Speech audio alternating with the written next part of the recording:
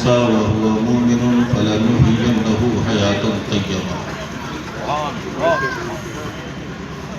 وقال الله تبارك وتعالى في مقام آخر ومن أعرض عن ذكري فإن له معيشة ضنكا ونحشره يوم القيامة أعمى. صدق الله مولانا العظيم وصدق رسوله النبي الأمين الكريم ونحن على ذلك لمن الشاهدين والشاکرین والحمد للہ رب العالمین.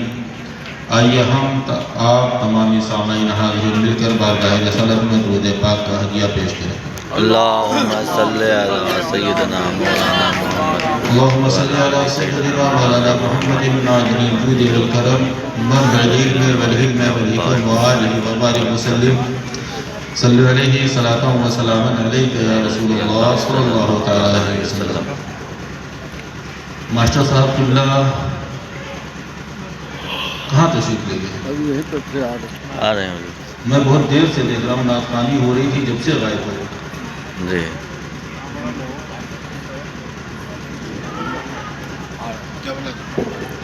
حضرات،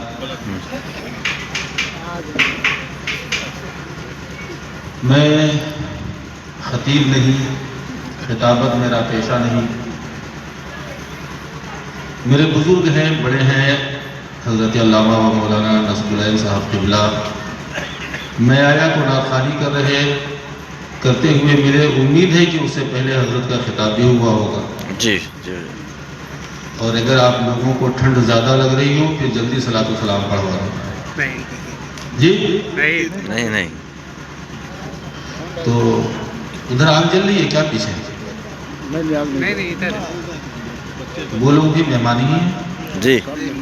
آگے آ جاتے، سب کرسیاں خالی ہیں. بلاؤ.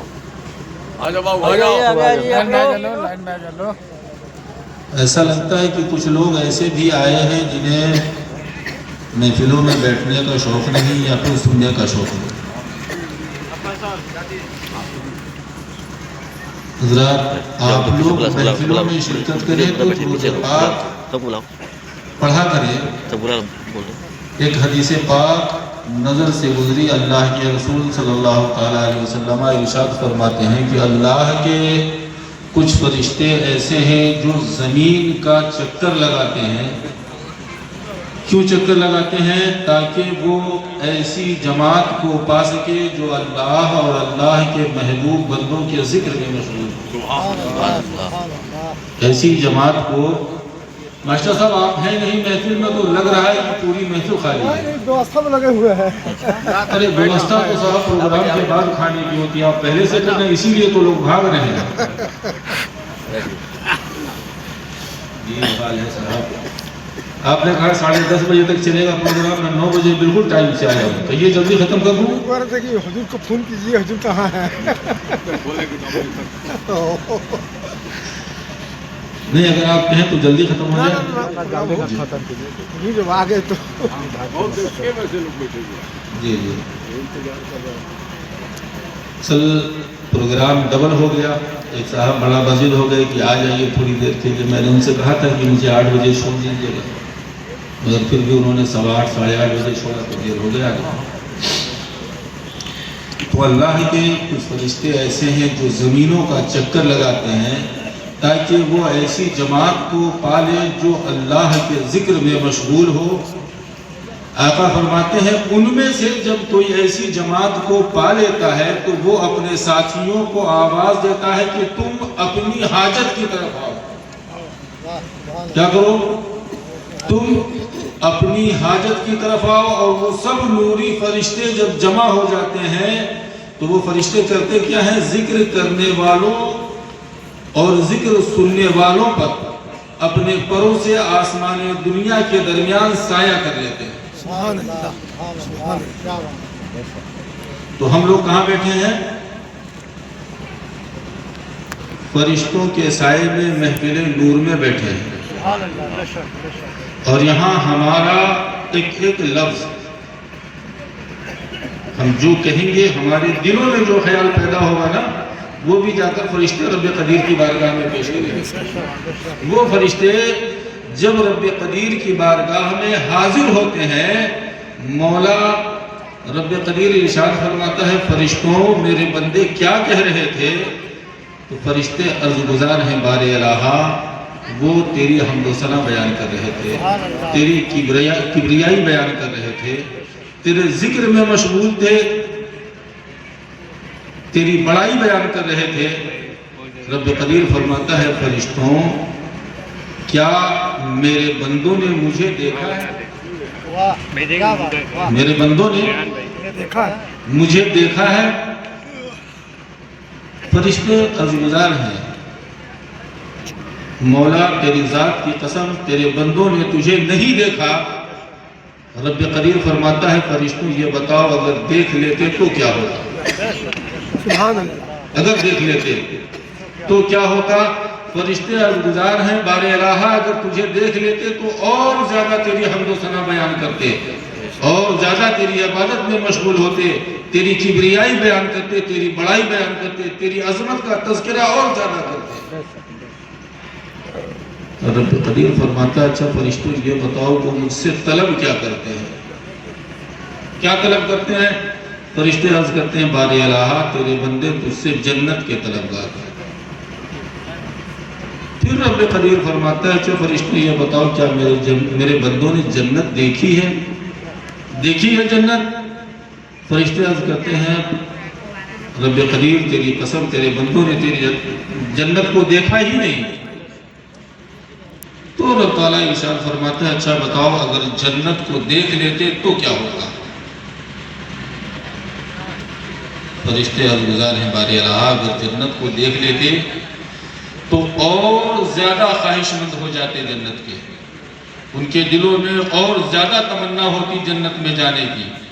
پھر رب تعالیٰ نجات مانگتے ہیں، کس چیز سے چھٹکارا مانگتے ہیں؟ فرشتے عرض کرتے ہیں بار الہ تیرے بندے جہنم سے تیری پناہ مانگتے ہیں، تیرے بندے جہنم سے تیری پناہ میں آنا چاہتے ہیں، تیری پناہ مانگتے ہیں۔ رب تعالیٰ فرماتا ہے اچھا بتاؤ فرشتوں کیا میرے بندوں نے جہنم کو دیکھا ہے؟ فرشتے عرض گزار ہیں بار الہ انہوں نے جہنم کو بھی نہیں دیکھا ہے۔ رب تعالیٰ فرماتا ہے اچھا بتاؤ اگر جہنم کو دیکھ لیتے تو کیا ہوتا؟ فرشتے عرض کرتے ہیں بار الہ وہ اور زیادہ خوف کھا جاتے، اور زیادہ روتے گڑگڑاتے، اور زیادہ جنت سے تیری پناہ مانگتے۔ رب تعالیٰ فرماتا ہے فرشتوں سے اے فرشتوں تو تم گواہ ہو جاؤ کہ ان ذکر کرنے والوں اور ذکر سننے والوں کو میں نے بخش دیا۔ نعرہ تکبیر، نعرہ رسالت، پیر طریقت، سبحان اللہ۔ کیا فرماتا ہے رب قدیر؟ اے فرشتوں تم گواہ ہو جاؤ ذکر کرنے والوں اور ذکر سننے والوں کو میں نے بخش دیا، ان کی مغفرت فرما دی۔ ایک فرشتہ عرض گزار ہوتا ہے مولا اس میں ایک آدمی ایسا بھی تھا جو ذکر سننے نہیں آیا تھا، اسے اپنا کوئی ذاتی کام تھا، وہ کسی سے اس کا کوئی ذاتی کام تھا، وہ اس کام کے لیے آیا تھا۔ رب قدیر فرماتا ہے فرشتوں اس محفل سے کوئی خالی دامن نہیں جائے گا، اسے بھی بخش دے۔ سبحان اللہ۔ مسلمانوں آپ سوچئے کہ آپ کہاں پر ہیں؟ یہ واقعہ بیان کرنے کا مجاز تو نہیں تھا، مگر آپ لوگ سننے کے مجاز میں نہیں تھے اس لیے بیان کر دیا۔ اور یہاں بیٹھ کر کے جتنا آپ لوگ ذکر میں مشغول رہیں گے اتنا آپ کے نامہ اعمال میں اضافہ ہوگا۔ مجھے کیا ہے، میں آیا ہوں میں بول کے چلا جاؤں گا، اور خود مجھے اگر سمجھنا ہوتا آج تو دنیا ٹیکنالوجی بہت آگے، بہت کچھ میں سمجھ لیتا۔ حضرات یہ محفل پاک صاحب خانہ نے اپنے فرزند کی شادی کے موقع سے منعقد کی ہے۔ رب قدیر اس محفل پاک کی برکتیں ان کے فرزند کو، ان کے گھر میں آنے والی بچی کو عطا کرے۔ آمین۔ رب قدیر قرآن مقدس میں ارشاد فرماتا ہے من عمل صالحا من ذکر او انثی، جس نے نیک عمل کیا مرد ہو یا عورت ہو وہو مومن، مگر شرط یہ ہے کہ وہ مسلمان ہو، فلنحینہ حیاتا طیبہ، تو میرا وعدہ ہے میں اسے پاکیزہ زندگی عطا کروں گا۔ سبحان اللہ سبحان اللہ۔ اور ایک مقام پر رب کائنات ارشاد فرماتا ہے وَمَنْ عَارَضَ عَنْ ذِكْرِي، اور وہ جس نے میرے ذکر سے منہ موڑا فَإِنَّ لَهُ مَعِيشَةً ضَنْكًا، تو میں اس پر زندگی کے شب و روز تنگ کر دوں گا۔ وَنَحْشُرُهُ يَوْمَ الْقِيَامَةِ أَعْمَىٰ، اور جب حشر قائم ہوگا تو میں اس کی آنکھوں سے روشنی چھین لوں گا، اسے نابینا بنا دوں گا۔ مسلمانوں، آج ہماری حالت ایسی ہے، ہم چھوٹی سی بات پہ حضرت ہماری قوم چھوٹی سی بات پہ بڑا خوش ہو جاتی ہے۔ حضرت علامہ مولانا صاحب قبلہ آئے، کہا مسلمانوں یہ والا ایک عمل کر لو جنت تمہاری ہے، ایک عمل کرو۔ پیر صاحب قبلہ آئے ہیں، ان کے ہاتھ پر بیٹھ ہو جاؤ جنت تمہاری ہے۔ پیر صاحب قبلہ آئے ہیں،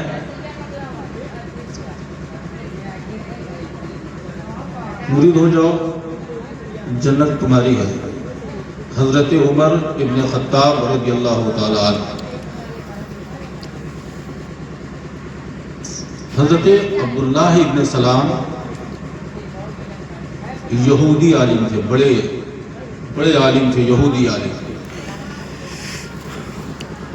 تو ایک موقع سے حضرت عبداللہ ابن عمر رضی اللہ تعالی عنہ حضرت عبداللہ ابن سلام کے پاس گئے اور کوئی بات آئی تو حضرت عبداللہ ابن سلام نے کہا کہ تیرا باپ جہنم کے دروازے کا تالا ہے۔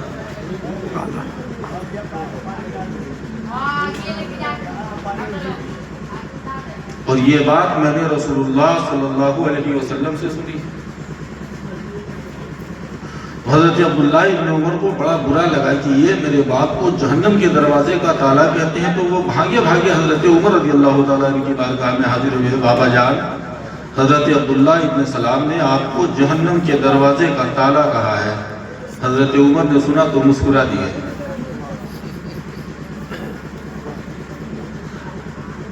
آپ کے صاحبزادے عرض کرتے ہیں بابا انہوں نے آپ کو جہنم کے دروازے کا تالا کہا اور آپ مسکراتے ہیں۔ حضرت عمر رضی اللہ تعالیٰ نے اپنے بیٹے حضرت عبداللہ سے فرمایا بیٹے یہ تمہارے سمجھنے کی بات نہیں ہے، اگر عبداللہ ابن سلام نے یہ جملہ کہا ہے تو یہ ان سے لکھوا کر لے آؤ۔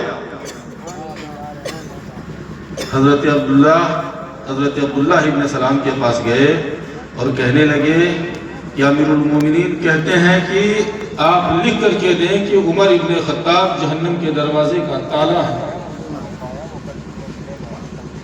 حضرت عبداللہ ابن سلام فرمانے لگے، کہتے ہیں کہ میں عمر کے سامنے لکھ کر کے دوں گا کہ مصطفیٰ نے مجھ سے کہا ہے کہ عمر جہنم کے دروازے کا تالا ہے، جہنم اور مسلمانوں کے درمیان عمر دیوار ہے، جب تک عمر ہے کسی مسلمان کو ایسا کام کرنے نہیں دے گا کہ کوئی مسلمان جہنم میں چلا جائے۔ سبحان اللہ۔ بات ہو گئی، کتنی بڑی بات ہے مسلمان۔ اچھا جس انسان کو یہ بتا دیا جائے تو اس کا حساب نہیں لیا جائے گا۔ جس انسان کو یہ بتا دیا جائے کہ اس کا حساب کتاب نہیں ہوگا، آپ بتائیے کیا لگتا ہے اس کے پاؤں زمین پہ رہیں گے؟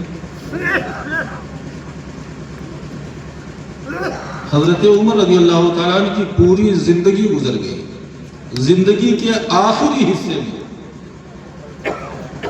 بالکل زندگی کے آخری حصے میں آپ بہت ہی اداس تھے، آپ کی آنکھوں سے آنسو بہہ رہے تھے۔ آپ کے بیٹے نے دیکھا، عرض کیا امیر المومنین بابا جان آپ کیوں روتے ہیں؟ فرمایا بیٹے جاؤ اپنی والدہ کو بلا کے دیں۔ حضرت عبداللہ اپنی والدہ کو بلا کر کے لے آئے. حضرت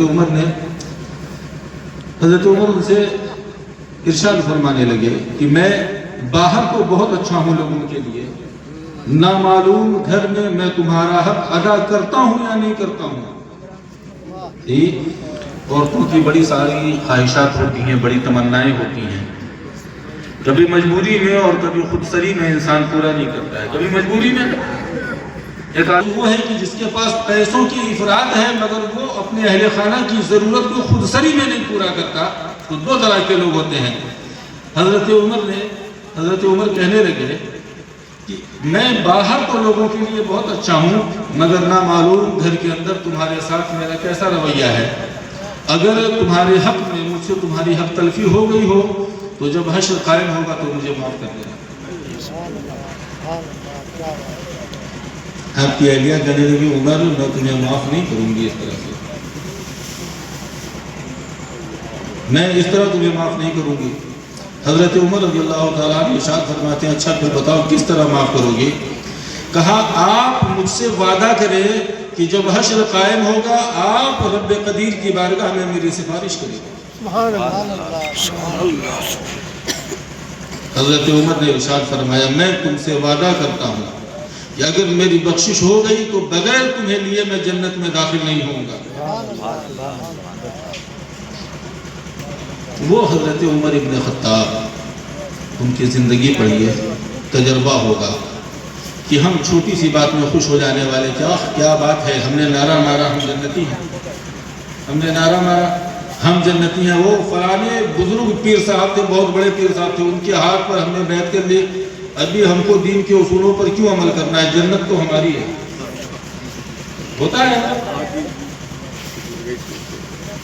کوئی کہتا ہے کہ میں شاہ نقشبند کے سلسلے سے بیعت ہوں تو شاہ نقشبند نے فرمایا ہے کہ وہ جو نقشبندی ہے اگر وہ جنتی نہیں ہوگا تو وہ مراقبے کے زور سے جنت میں سیدھ لگا کے داخل ہو جائے گا.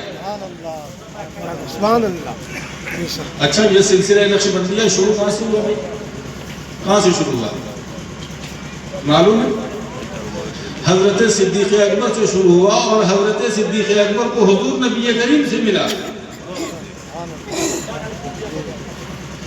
کوئی سلسلہ قادریہ میں بیعت ہو گیا تو کہتا ہے کہ میں سلسلہ قادریہ میں بیعت ہو گیا، حضرت سرکار غوث پاک کے سلسلے میں بیعت ہو گیا، مجھے عمل کرنے کی کیا ضرورت ہے؟ سرکار غوث پاک نے فرمایا ہے جو میرے سلسلے میں ہے جنتی ہے. اور سرکار غوث پاک کو فرماتے ہیں وہ جو تاریخ نماز ہو اسے میرے قبرستان میں دفن نہ کیا جائے. تو مسلمانوں ہم کس دنیا میں جی رہے ہیں؟ ہم کس خوش فہمی میں ہیں؟ کوئی سلسلہ چشتیہ میں مرید ہو گیا تو کہتا ہے کہ حضرت سرکار غریب نواز نے کہا کہ بندہ سلسلہ چشتیہ میں اس وقت تک داخل ہی نہیں ہوگا جب تک وہ جنتی نہ ہو جائے. اب کیا ضرورت ہے عمل کرنے کی؟ مسلمانوں سوال یہ نہیں ہے کہ آپ کس سلسلے میں مرید ہو، سوال تو بڑا یہ ہے کہ وہ سلسلہ جس میں آپ نے داخلہ حاصل کیا مرید ہوئے اس سلسلے کا جد اعلیٰ آپ سے کتنا راضی ہے؟ کتنا راضی ہے؟ کیا حضرت سرکار غوث پاک نے شریعت مطہرہ کی خلاف ورزی کی تھی؟ ہم چھوٹے سے امتحان میں مسلمانوں ہم فیل ہو جا رہے ہیں. چھوٹا سا امتحان، ذرا سی مصیبت آ جائے تو پورا علاقہ جان جاتا ہے کہ فلاں صاحب پریشان ہوتا ہے. جبکہ مسلمانوں دیکھیے دو چیزیں ہیں، ایک یہ کہ جو کچھ ہوتا ہے ہمارے رب کی مرضی سے ہوتا ہے، دوسرا یہ ہے کہ ہم پر جب آلام و مصائب آتے ہیں تو وہ ہمارے اعمال کا ثمرہ ہوتا ہے جو ہم پر نازل ہوتا ہے.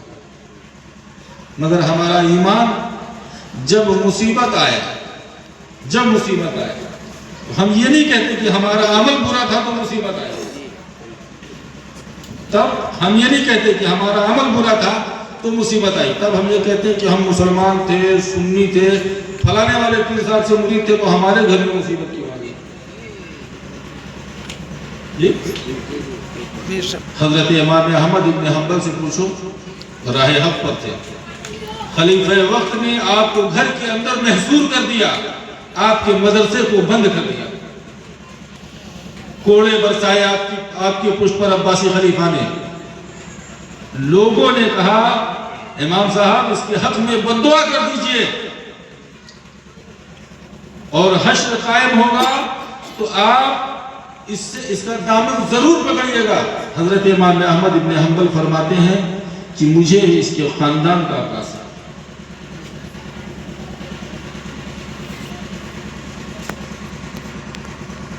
ذرا سا ہمارے اندر نمازوں کی پابندی پیدا کیا ہوئی، ساری دنیا میں جو لوگ نمازیں نہیں پڑھتے وہ ہمیں کیڑے مکوڑے نظر آنے لگتے ہیں۔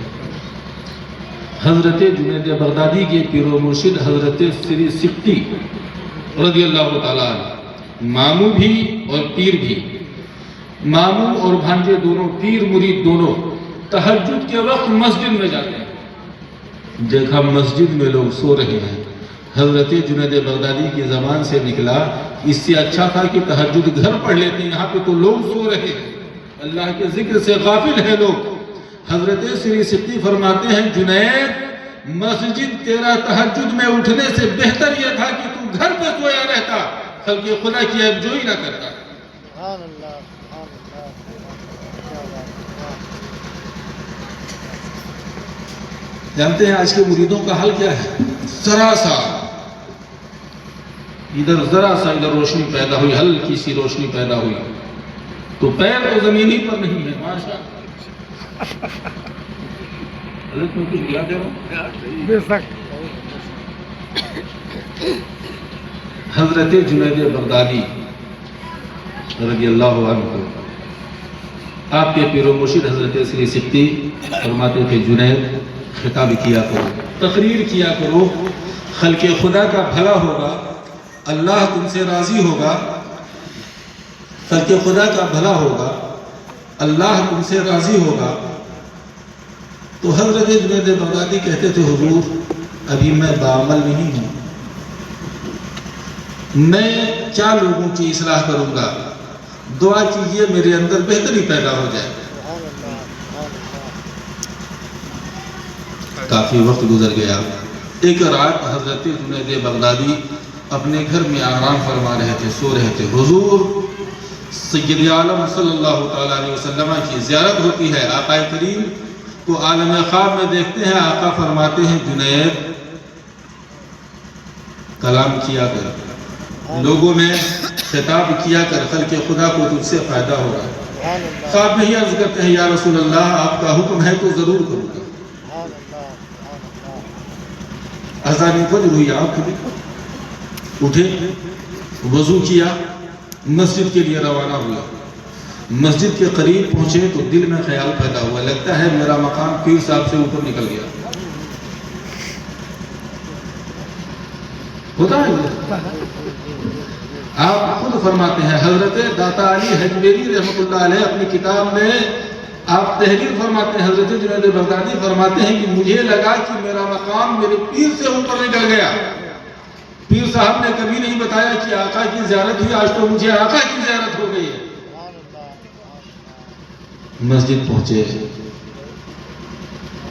حضرت سری سکتی رضی اللہ تعالیٰ عنہ کی امامت میں نماز فجر ادا کی، سلام پھیرنے کے بعد دعا سے فراغت حاصل کر گئے، سلام پھیرنے کے بعد ہی حضرت سری سکتی نے ایک نظر ڈالی، فرمایا جنید آگے آ جا۔ تو پیچھے بیٹھے تھے تو تیسری صف میں آ گیا، ارشاد فرمایا اور آگے آ جا، پہلی صف میں آ گئے، فرماتے ہیں آؤ میرے پاس بیٹھو، بیٹھا لیا تو تسبیح پر وظیفہ پڑھنے لگے، تسبیح کے دانے گھمانے لگے، تسبیح کے دانے پڑھتے پڑھتے فرماتے ہیں بیٹے اب خطاب کرو گے؟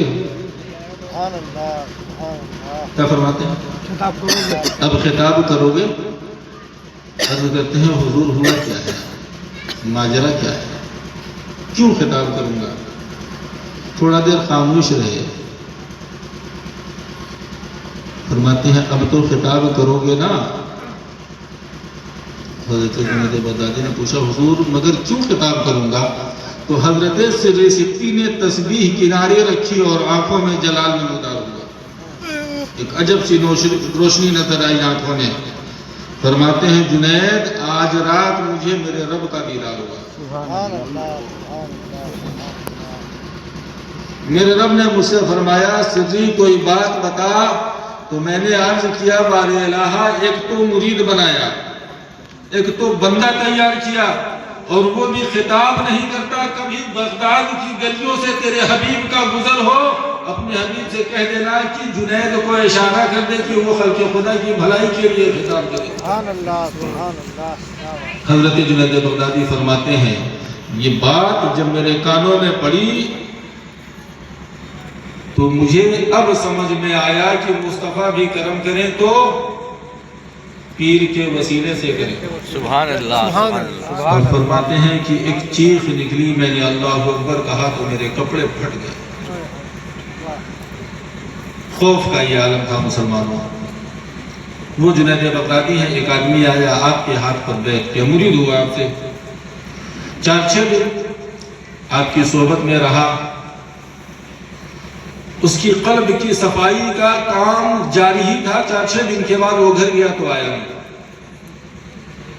اچھا اب لوگوں کو اس سے فیض ملنے لگا. 4-6 دن میں پیر کی نگاہ عنایت سے اس مرید سے لوگوں کو فیض ملنے لگا تو اس نے پیر صاحب کی خدمت میں آنا بند کر دیا. 2-4 دن گزرے تو حضرت جنید بغدادی سے رہا نہیں گیا. آپ اس کے گھر تشریف لے گئے. فرمایا اب آتے نہیں ہو تم میرے پاس؟ کہا مجھے آپ کے پاس آنے کی ضرورت ہی نہیں ہے. آپ نے فرمایا کیا ہو گیا؟ کہا روز رات میں 2 فرشتے آتے ہیں براق لے کر، مجھے جنت کی سیر پہ لے کے جاتے ہیں. گھمنڈ ہو گیا. آپ نے فرمایا اب آج رات میں جب فرشتے تمہیں جنت پہ بیٹھال کر براق پہ بیٹھال کر جنت کی سیر کو لے جائے، جنت میں پہنچنا تو لاہور پڑھ لینا. اب وہ دونوں آئے، بیٹھالا لے کر گئے. جب جنت میں پہنچا اسے یاد آیا کہ حضرت جنید بغدادی نے کہا تھا لاہور پڑھنے کے لیے، لاہور پڑھ لیتے ہیں، حرج کیا ہے. اور جب اس نے لاہور پڑھا تو وہ دونوں چھوڑ کر اسے بھاگے. پوچھا کہاں بھاگتے ہو؟ کہا تمہارا دل اللہ کی طرف لگ رہا تھا، اس لیے ہم تمہیں گمراہ کرنے آ گئے تھے. اب ہمارا یہاں کیا کام ہے؟ اور اب جب اس کی آنکھ کھلی تو دیکھا اس نے گندگی کے ڈھیر پر بیٹھا ہوا. گندگی کے ڈھیر پر بڑا شرمندہ ہوا کہ پیر صاحب کو تو میں نے کہہ دیا تھا کہ میں براق پر بیٹھ کر جنت میں جاتا ہوں.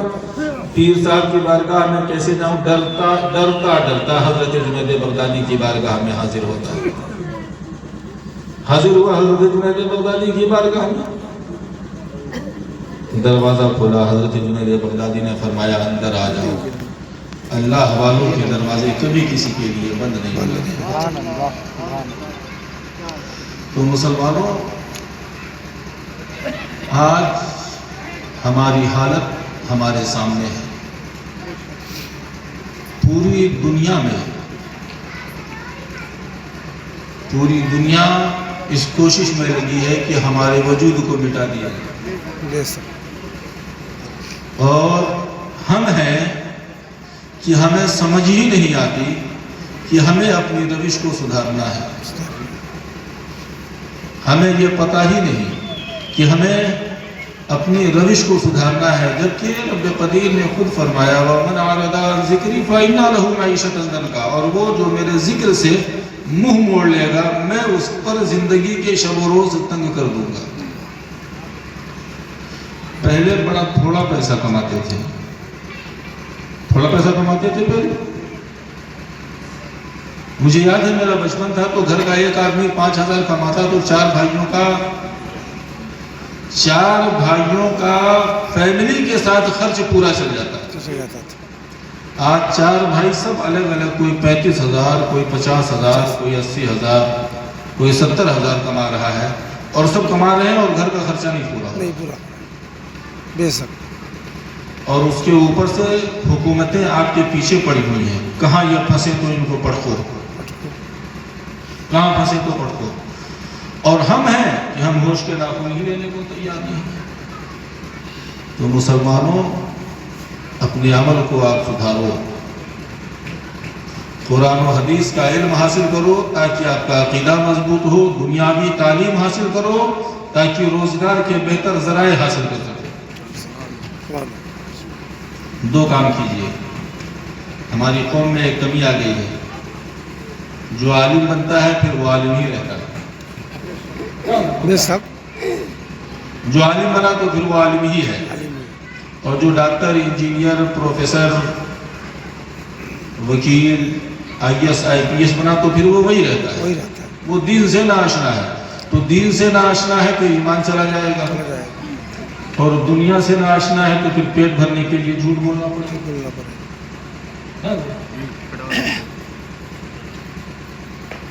بے شک. صاحب ہماری حالت یہ ہے کہ میں اگر میرے پاس کوئی ہنر نہ ہو، یا مطلب تو مدارس، پرائیویٹ مدارس کی تنخواہ سے تو کسی کا گھر نہیں چلنے والا جی. اور ایسے عالم میں جب مساجد میں اور مکتب میں کسی کو 5,000 7,000 8,000 10,000 روپے مل رہا ہے، اس کا گھر تو چلنا نہیں. اور کچھ 10-20 لوگ ایسے ہیں جو سال میں ایک مرتبہ بلاتے ہیں. کوئی 20,000 روپے دیتا ہے نذرانہ، کوئی 30,000 روپے نذرانہ دیتا ہے، کوئی 15,000 دیتا ہے، کوئی 5,000 دیتا ہے، جس سے گھر کا خرچ لیبر ہو جاتا ہے، برابر ہو جاتا ہے. اب بتائیے اگر وہ غلطی پر ہے اور وہ جسے پیسہ دے رہا جن مولوی صاحب کو، ان مولوی صاحب سے کہا جائے یار تم اس کے گھر آتے جاتے ہو، اس کے اندر یہ کمی ہے، تم اس کو سمجھاؤ، ہوگا؟ ممکن ہے سمجھانا؟ دیکھیے ماسٹر صاحب بتا رہے ہیں ممکن نہیں، کیونکہ بھائی دے گا وہ جو صاحب حیثیت ہے، جس کے پاس مال، اور جس کے پاس دولت ہے آپ اس کی عیب جوئی کریں گے تو اس کو برا لگ جائے گا. جس کے پاس دولت ہو اس کی برائی آپ اس کے منہ پہ کہیں گے نا، میاں تم یہ کام غلط کر رہے ہو، یہ تمہاری عاقبت برباد کر دے گا، معلوم کیا رہے گا؟ اچھا وہی پیسہ کھا کر کے موٹے تگڑے ہوئے اور مجھے سمجھانے آ گئے.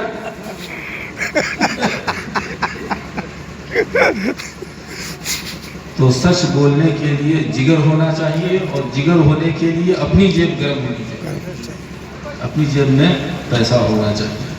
آپ اپنے بچوں کو قرآن و حدیث کا علم بھی دیں تاکہ ان کا عقیدہ درست اور صحیح ہو، دنیاوی تعلیم بھی دیں تاکہ وہ ذریعہ معاش پیدا کر سکیں، صرف مولوی صاحب بن کے محتاج نہ رہیں، اور صرف دنیا دار بن کر کے دین سے دور نہ ہو جائیں. جب دونوں چیزیں ایک ساتھ موجود ہوں گی اور ہم شریعت کی حدود کے اندر زندگی گزاریں گے تو ہماری دنیا بھی انشاءاللہ بہتر ہوگی، ہماری آخرت بھی بہتر ہوگی. کتنا ٹائم ہو گیا؟